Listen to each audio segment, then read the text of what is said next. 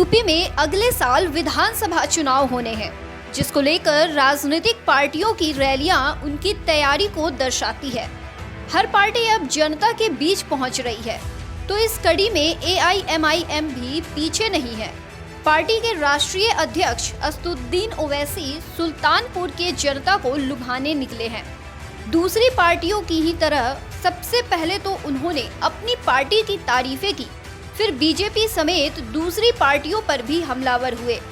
ओवैसी ने कहा कि हैदराबाद, औरंगाबाद और किशनगंज में AIMIM को हराने के लिए बीजेपी को मैदान में उतरना पड़ा था, फिर भी बीजेपी उसे हरा नहीं पाई थी। बीजेपी पर निशाना साधने के बाद उन्होंने मोहन भागवत पर भी खूब तंज कसा। सपा विधायक पर बरसे ओवैसी। वो मस्जिदें जो वीरान पड़ी है मुजफ्फरनगर में, उसका बात करिए, जाइए नमाज पढ़िए आप वहाँ पर। आप अब विधानसभा में नमाज की बात कर रहे हैं। सीएम योगी को भी कटघरे में खड़ा किया। योगी आदित्यनाथ के मिस गवर्नेंस, कोविड की सेकेंड वेव में योगी आदित्यनाथ की सरकार कहीं पर नजर नहीं आई। अनएम्प्लॉयमेंट। यहाँ ओवैसी ने दावा किया है कि AIMIM वहाँ मेहनत कर रही है जहाँ पार्टी मजबूत है, और उस जगह पार्टी जनसभा भी कर रही है।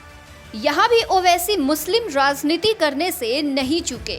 इसके बाद ओवैसी ने सपा विधायक इमरान सोलंकी की नमाज हाउस के प्रश्न पर सोलंकी समेत समाजवादी पार्टी को भी कटघरे में खड़ा किया।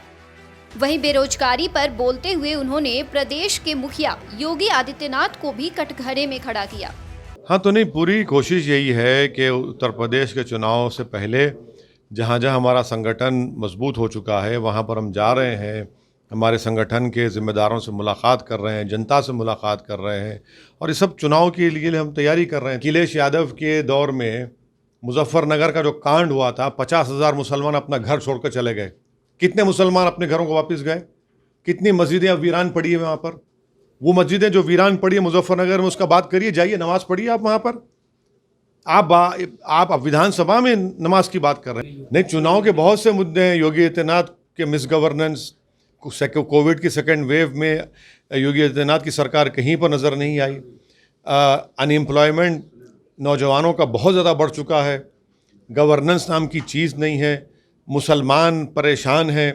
आए दिन लिंचिंग होता है। कानपुर का लेटेस्ट वाक़या है। ओवैसी जिस मकसद से सुल्तानपुर पहुंचे थे वो पूरा होगा या नहीं, ये तो वहां की जनता तय करेगी, क्योंकि चुनावी दौर में नेताओं का जनता के बीच पहुंचकर बड़े बड़े वादे कर उनको लुभाने की कोशिश करना आम बात है। लेकिन किसी भी पार्टी को जीत तभी मिलती है जिसकी हितैषी जनता हो जाती है।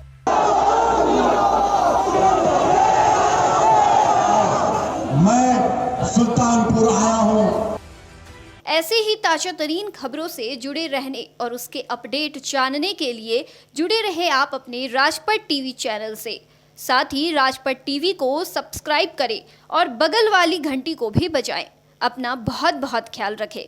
साथ ही याद रहे, 2 गज की दूरी, मास्क है जरूरी।